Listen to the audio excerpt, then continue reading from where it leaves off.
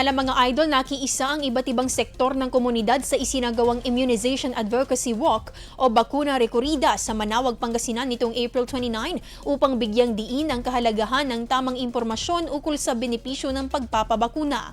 Pinangunahan ng Municipal Health Office katungang Region 1 Medical Center kasama ang mga tricycle operators, barangay health workers, vendors, candle boys at mga kawani ng Rural Health Unit. Bago ang advocacy walk, nagsagawa muna ng bakuna myth-busting talk kung saan tinalakay ng isang pediatrician ang mga karaniwang maling paniniwala at issue kaugnay ng pagbabakuna.